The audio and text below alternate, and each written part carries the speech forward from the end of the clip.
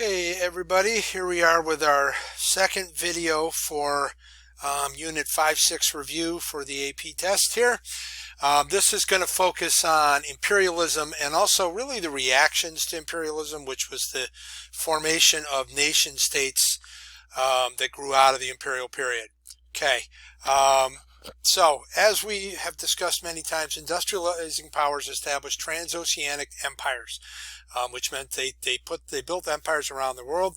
States with existing colonies often strengthened their control over these colonies, and the best example of that is India. Okay, Britain controlled India from the middle of the 18th century to the middle of the 1700s, all the way up till 1947. So it was originally through the British East India Company, which was, as we know, is a privately held company that really had governmental powers. It had its own army, had the ability to tax, and really was an arm of the British government. After the Sepoy Mutiny, which we talked about in class, the British government took direct control. We'll get into the Sepoy Mutiny a little bit later.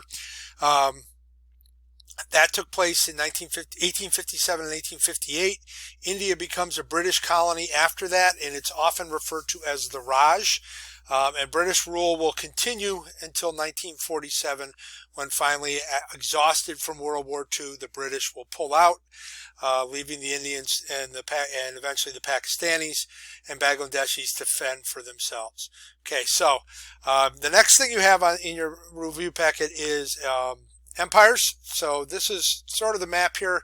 The empires are listed on the bottom from the list you have, so you'll be able to fill that in. Okay, European states often used warfare and diplomacy to establish empires in Africa, and the example I've given you here is Belgium. They controlled the Congo, which is in Central Africa, and this really started out as the personal property of King Leopold, who was at that point in time the King of Belgium. He pretty much carved this out as his own private, whatever you want to call it, with no government oversight. It was a very violent and ruthless exploitation, and eventually will lead to government takeover.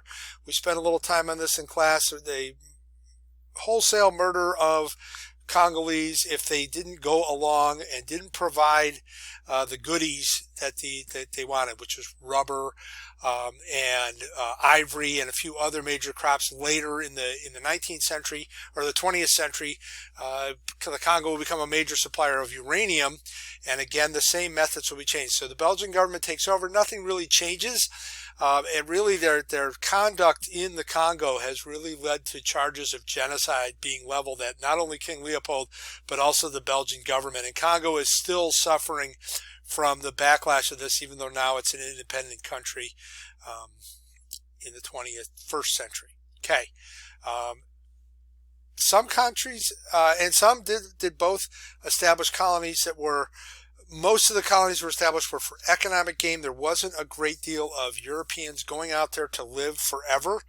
But the British and the French did establish what we would call settler colonies, which were what the early colonies were of the British in the Americas, and the French in the Americas, and the Spanish in the Americas were more settler-based, where people actually went there to start a new life.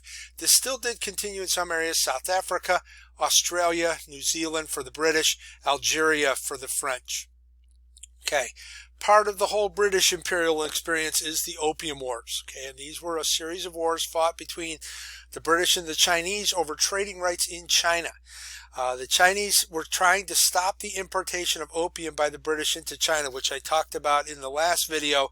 The British basically hooked the Chinese on opium, and the Chinese didn't like it, and they tried to get rid of the British, so they try to do it by force. The British win this war because they're just so much superior, both with naval warfare and superior weapons, and they exact very severe concessions from the Chinese, including the control of Hong Kong and the right of what is called extraterritoriality. And basically what that means is that under this treaty, British subjects in China are not subject to Chinese laws. Now, if you committed a crime, the British could prosecute you in a British court and send you to jail in a British prison. And sometimes their punishments were nowhere near as harsh as the Chinese. And they did this in a lot of their other areas of their empire. Okay. imperialism influenced state formation and contraction around the world. I think we've talked a little bit about the Tokugawa in the last unit 4, but getting into this time period, you have a change, and because of the arrival of Europeans and especially the United States, trying to force Japan to trade with them. The Japanese look at what is happening in China and decide they need to make a change. And this happens what becomes known as the Meiji Restoration. And basically it's the period after, it begins in 1853 after the arrival of American warships, forcing Japan open to trade, but it really kicks in 1868 and continues until 1945. This is a period of westernization and modernization in Japanese history. They will adopt many of the economic policies of the West, many cultural policies of the West, while still trying to keep their own separate culture. Japan will become a world power in this time frame, and eventually this will lead to the events of World War II in the Pacific. Okay. U.S., Japanese, Russia. They're kind of late to the idea of this transoceanic imperialism because the countries are younger in the cases really of the United States, but also the Japanese and the Russians really developed much later into that time frame. And you can see below the places that they took. The United States, really the big thing there is that you have the whole idea of manifest destiny. The United States will eventually develop colonies. They'll take Alaska. They'll grab Puerto Rico, they'll grab the Philippines and a few other smaller places, Hawaii, around the globe. The Japanese spread their empire out through the islands of the Eastern Pacific, and the Russian Empire is that expansion across Siberia all the way into the Pacific coast, at one point in time Alaska, and also expansion to the south and east. Okay. Anti-imperial resistance crops up in this time frame because the people that have been conquered and imperialized by all these Europeans really don't like it. And they happen in many different places.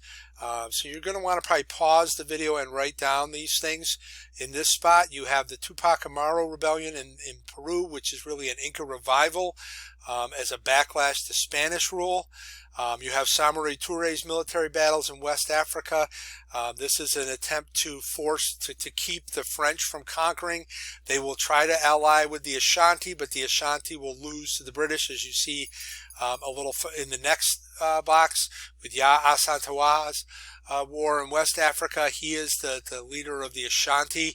This is, if you remember the documents from when we did the DBQ on Africa, the talk of the Ashanti people, those documents were related to this rebellion. And then you have the Sepoy rebellion in India, which I mentioned a little earlier. This was an unsuccessful rebellion against the British, really against the British East India Company, led by Indian soldiers serving in the East India Company Army. It begins over a rumor that the ammunition had been coated by animal fat, and it would be a violation of religious rules to use it because you were required to bite off the tip, and neither Muslim or Hindu are allowed to consume, in the case of Hindus, beef, and in the case of Muslims, pork, and the rumors were that they were greased with animal fat, either beef or pork or both.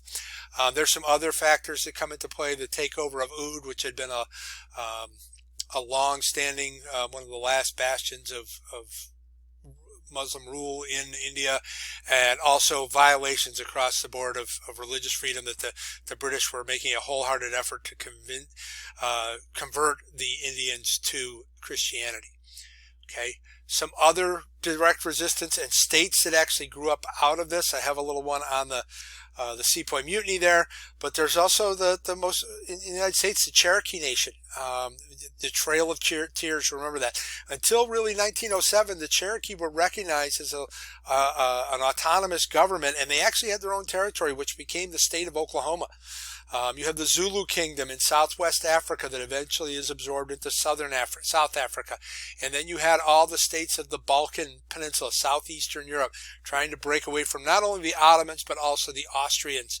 And eventually they will gain independence, though it will be a rocky start, and they really won't gain full independence until the 1990s when they throw off the yoke of the Soviet Union. Okay. One other was the Sokoto Caliphate in modern-day Nigeria in West Africa. You see a map of it here.